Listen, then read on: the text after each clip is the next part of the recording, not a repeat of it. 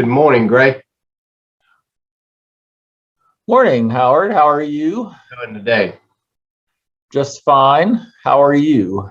Doing well. I'll start my camera as we get a little closer to the meeting. Right. Yes. I know what that's like. Yeah. Okay. I'm muting myself now. Hi, Ted.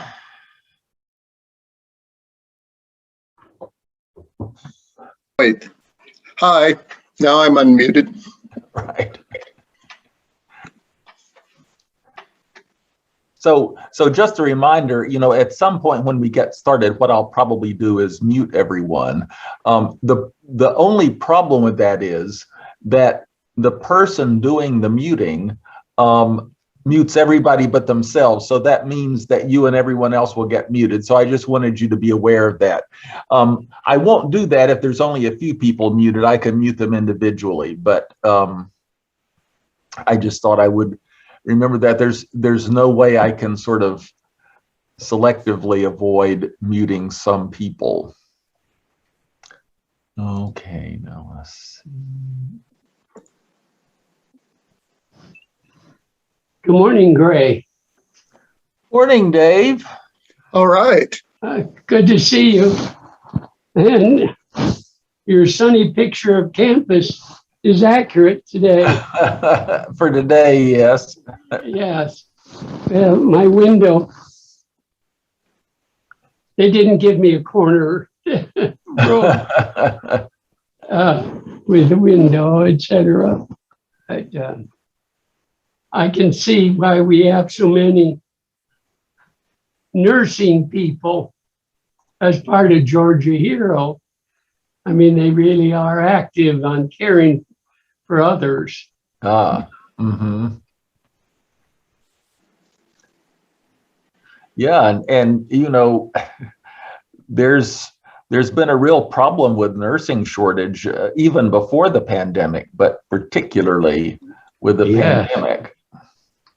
We dealt with that with my wife, and now that's one reason I won't be released quite as early, is because they put requirements on you that when you go, if they say you need a hospital bed, and if the hospital bed isn't installed, they won't release you from the hospital.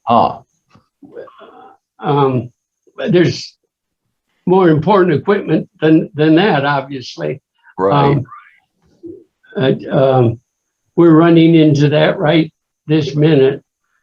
And but by and large, I mean, the people have been so friendly and good at St. Joe's and now over on the main campus.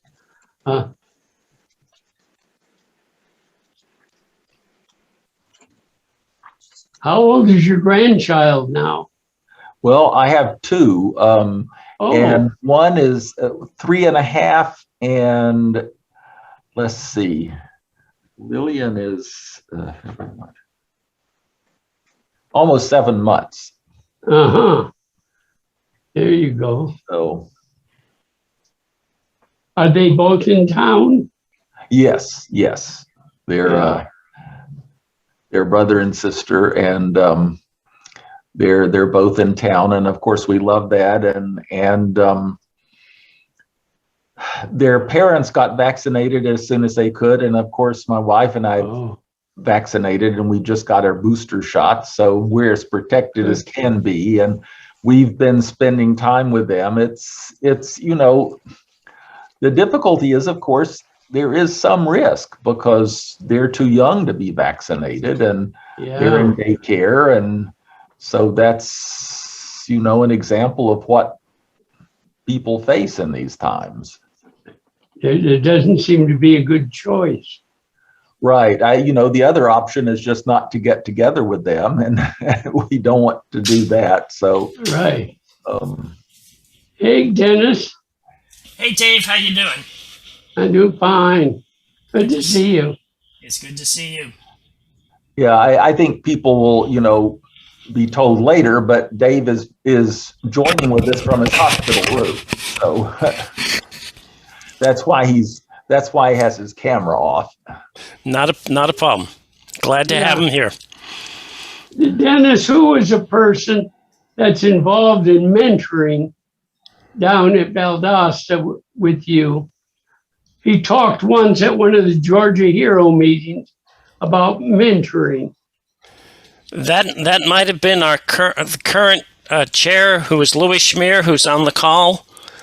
And after the Aroe meeting, Louis and I have been talking about really ramping up the mentoring here at VSU, particularly not only for faculty, but also for staff. Yeah. Well, Louis' staff, isn't he? No, Bob DeLong is staff. You'll remember Bob from one of our earlier Georgia Hero sessions. He was going to be on this morning, but he's got a doctor's appointment in Albany, so he won't be joining us. But he is very much still involved in helping setting up the mentoring. Well, that sounds fantastic to me. It's leadership. Anytime you get down to execution, it's a leadership that you've got. So starting to hear of some of your experiences will be great today and in the future. Thanks. It's really teamwork down here. It's a number of good folks. Fantastic. I hope others are enthused. Thank you.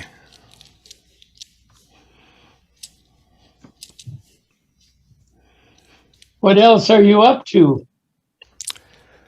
Well, I've had a big research paper accepted for publication, and I'm planning to make a presentation at the big APS meeting in New York City in April. So hoping things are better by then. Yeah. And did both of you grow up in New York? Yeah, Patricia and I are both from New York. I like to say I'm the product of a mixed marriage. My mother was from Brooklyn, my father was from the Bronx. Patricia thinks she's a real New Yorker because she was born on Manhattan and thinks you need a passport to go to Brooklyn. Well, that's true.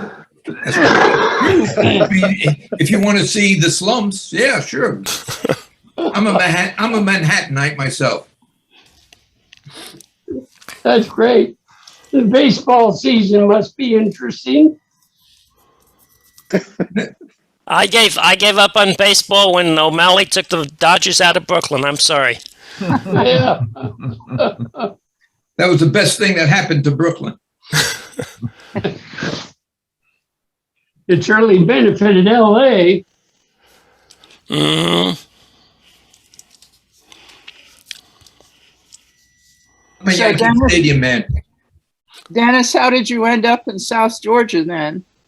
I applied for every astronomy position in the United States and got offers from Wellesley and Valdosta. And Wellesley at that point was churning through young professors, hoping eventually to hire a woman. And I thought I have a better chance of a permanent position at Valdosta. I asked while I was down here about the possibility for a position for Patricia, and the head of the physics department went over to the head of the English department, and the word came back that said, "Not now." And so on that basis, I accepted a position at Valdosta in April, and on July 1st, the head of the English department called Patricia up and interviewed her by phone.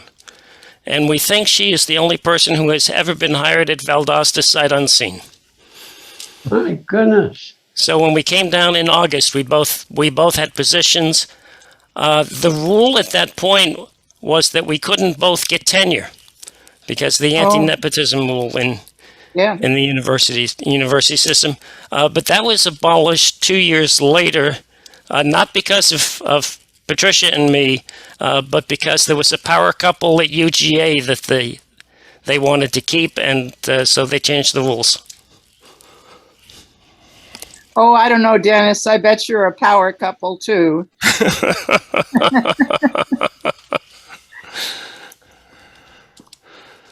Yeah. I'm reading the book, The Code Breaker.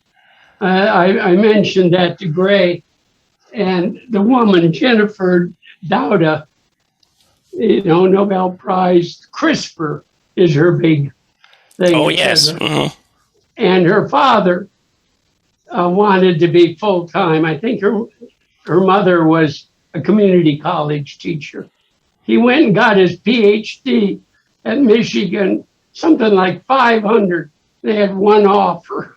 He had Wow. one offer, and it was in Hawaii, Hilo, I believe. And I mean, fantastically well qualified a year. Mhm.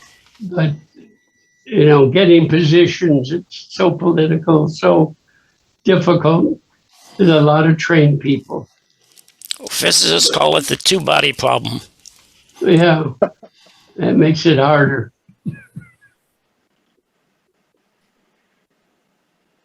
There's Carol Pope. Hi, Carol Pope. Carol. Carol, you muted. Now I'm unmuted. I couldn't get Okay, good to hear you. Here. Good morning. How is everybody? Doing well. Fine. Good. Can you believe it's been, what, 4 weeks since the Arohe conference? It seems impossible that much time has gone by. I know it does, doesn't it? I was thinking about that the other day. Has it really been that long? Of course, I've still been working on stuff, so I feel like the conference is still going on. Yeah, well, Carol, it's going to be a while before Arohe lets you with your many skills go. I gotta say. Well, Yeah. I'm enjoying it, so I hope they'll let me do something.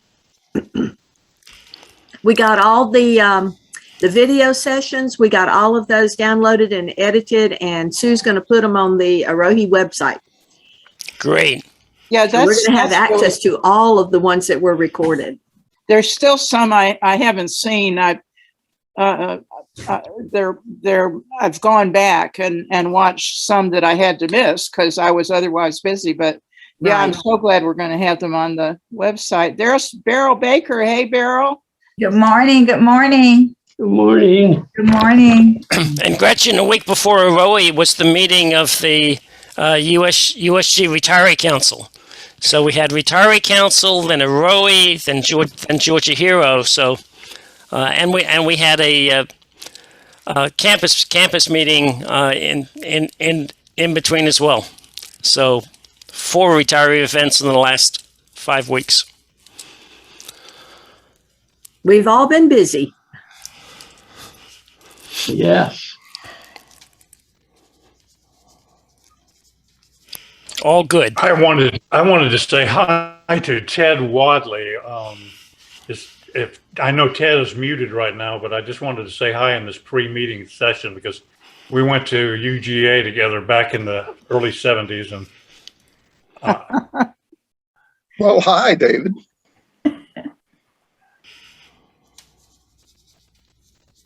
I don't know how many of us were able to be involved in the Arohe conference, but Dennis got together a table for Georgia Hero people, and there must have been 15, 16 of us turned up for that. Yeah, that's right. And there were close to 30 from Georgia at the conference altogether. Okay, that's great to know. Yeah. What was the total attendance? Total attendance was, I'm trying to think, Gray, do you remember? I think it was 250.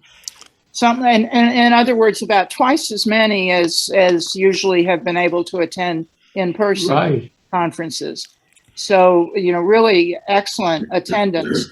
I had another Zoom conference the same week, a 3-day Zoom conference for the Association for Interdisciplinary Studies. And they normally attract about as many people as we do, and they were up in double numbers also, almost 300 in their case. But you know what they did? I think we were very sensible that none of our sessions were longer than 60 minutes. and with plenty of 15-minute breaks and no more than 5-6 hours a day. Well, they had 80-minute sessions, Oh, no. 10-minute breaks, 6 or 7 in a day. And the first day I was able to go, each session had maybe 25, 30 people in it. The second day, there were sessions with 8, 9 people. I mean, they just killed people, I think. Being so demanding on the first day, they just weren't able to come back. It sounds like it. I couldn't take that intensity. No, well, people couldn't. They just couldn't. And if you suddenly realized you were sitting there in a session with only 8 or 9 other people, you really didn't want to absent yourself, you know? Say, oh God, these poor people, they've prepared to present, and where is everybody? Dave Ewart, it is good to see you. Hey, Ann, how are you doing? Good. Hope you are. Yes, thank you. Oh, there's Holly York. Hey, Holly York. Good morning. I have to keep muted because I have dogs. Right now they're quiet.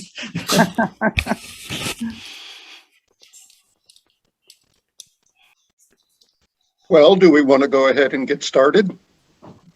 I think so.